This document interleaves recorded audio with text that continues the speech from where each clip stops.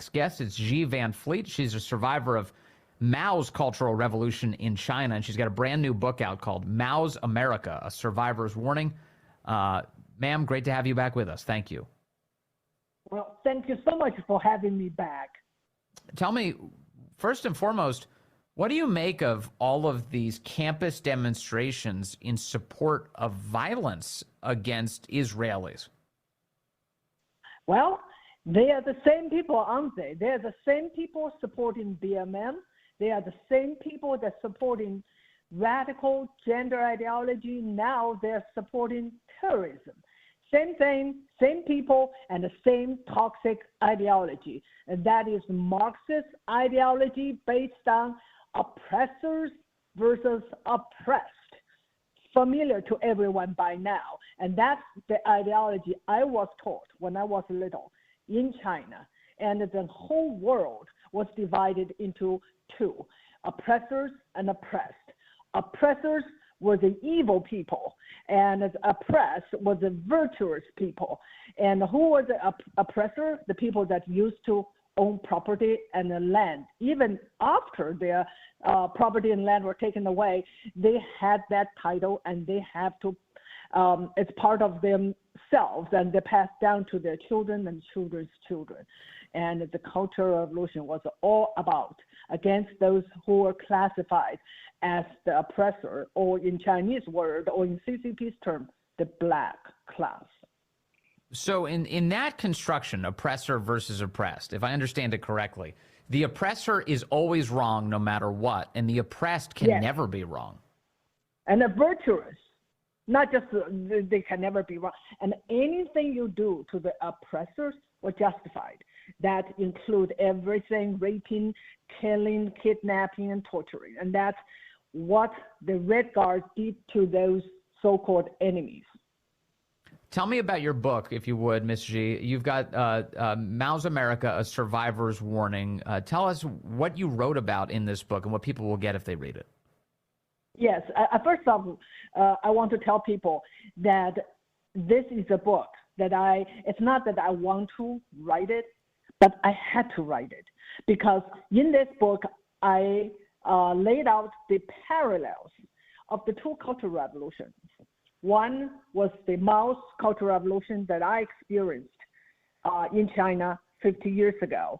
Another is the woke Cultural Revolution that's unfolding in front of our very eyes. And they are the same. And the tactics the same, the goals are the same, and the players are all the same. And remember, the Mao's Cultural Revolution is a youth revolution. They weaponized the young people. Also, because those were the people that indoctrinated by their government school from birth on. As a little baby, they were indoctrinated. And that's how Mao could mobilize them and use them as his foot soldiers. And we see the same thing happening here. So those activists, on the street, the same thing, indoctrination. Tell me, so if you would, walk us through how it was that youth in China were propagandized and brainwashed and during Mao's revolution. And how are young people being brainwashed now? How do those two things compare? First of all, the CCP destroyed religion. And religions in China, it's Buddhism, Confucianism, Christianity, whatever, it's all gone. There's no religion except Maoism, which is the new religion. And they were told that your parents, just biological, no big deal. The real parents are the party and the Chairman Mao. And so your loyalty is always to the party and to Mao. And so that's how they conditioned. And as long as Mao asking to do something, there's no right or wrong. It is Mao's order that is the truth. So during the Cultural Revolution, the kids not only attacked the so-called black class, and they even turn on to their parents and reporting on their parents if they find that their parents have the incorrect thought or say something that is not politically correct. And many parents get executed. And the same here. In order to indoctrinate kids, they have to remove religion out of their lives. And we see church under attack. And then they take over the educational institutions, higher education and public schools, or just in kindergartens, and so that they can teach the children the ideology that they want them to learn. Without religion, there's no moral guidance. There's no moral compass. So it's the ideology made it very simple. Oppressors versus oppressed. You're always on the right side if you go after the oppressors. No thinking required. Not that we complain that the public school no longer teach kids how to think. No, they don't teach them to think at all. They teach them to be conditioned to trigger words. If it's an oppressor, go after it. And that's what we are today. No thinking involved. When we see all these reports that school systems across the country, but especially in the more left-wing districts, are counseling students to keep secrets from their parents on issues surrounding gender and sex and the things that are being taught in school, that must set off so many red flags for you. Yes, parents are the problem. So parents have to remove so the government, the party have access, direct access and control of the children, because if you control the children, you control the future. And that's exactly what happened in China, and then the American Marxists are doing the same thing. So you mentioned that in China during Mao's Cultural Revolution, that the idea was that Mao was the centerpiece. He could do no wrong. Anything he did was exactly what everybody needed to do. What's the equivalent here in the United States? Is there something that is in place of Mao here in America? Yes. I got asked this question a lot. Said, this is not a cultural revolution. We don't have Mao. That's true. We don't have a face. We don't have one individual. What we had is a group of people, the elite, the globalists, the hide behind, and we know some of them, but we don't know a lot of them. But that is always a very, very small group of people wanting to control the rest of us. So they're the ones that they launched they waged the war against America, against the West. And so it is the same thing. The difference is one is a face with and a name and an individual, the other is a group of them. One of the other features that I'm noticing is the absolute contempt that our ruling class has for what we used to refer to as democracy, or in our case, a constitutional republic.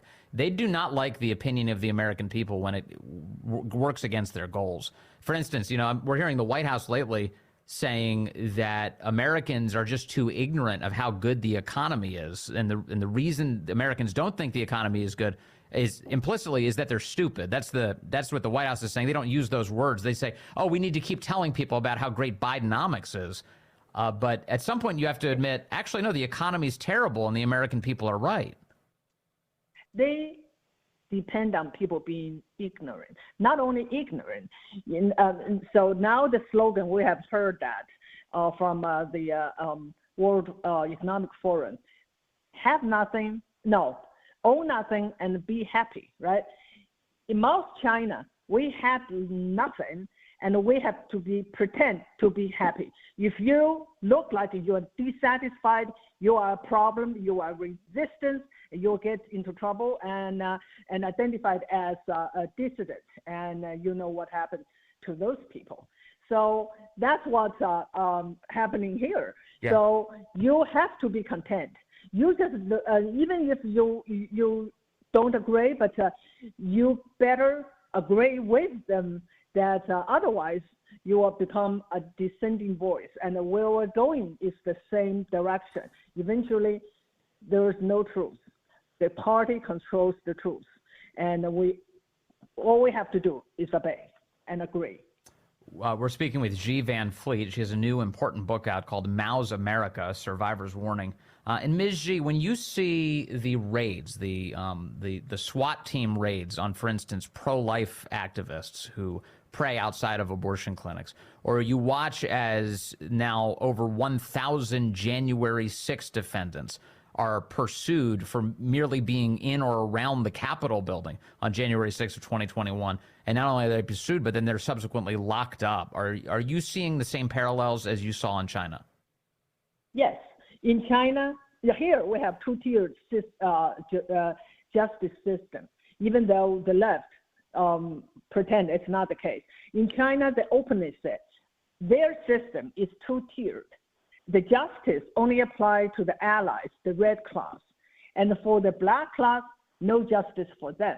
They're the enemy. They deserve nothing but punishment, imprisonment, or exile, or death. And that's very clear. They don't even hide it. So now we pretend we have a justice system, which is really two-tiered and turned against conservatives. In China, they just drag you out of your house, and then they just took you to gulags. There's not even pretending necessary. You don't even have to pretend. And eventually, that's where we'll be. Do you believe Do you believe this is what they're doing to Donald Trump now? Yes, and I had an interview about that, and Trump retweeted. Yeah. You did an interview about this recently, and Trump retweeted it? Yeah, and I found it out later. Yes, I had an interview on Fox and Friends, and I said about this. This is absolutely what we call proletarian dictatorship, and this is what we have now. And yeah, he retweeted. Not retweeted. He tweeted out in Truth Media. In Truth Social, yes. In Truth Social, and people tweeted on Twitter. Well, good. I'm glad you're on his radar, and that's because that's your assessment. You think that's what's really happening. You see the same parallels as they try and destroy their political opponent using the justice system. Yes. All right. Well, the book, again, is Mao's America, A Survivor's Warning. The author, the great G. Van Fleet. Ma'am, always so nice to talk to you. Thank you for sharing your wisdom on this subject again today. Thank you.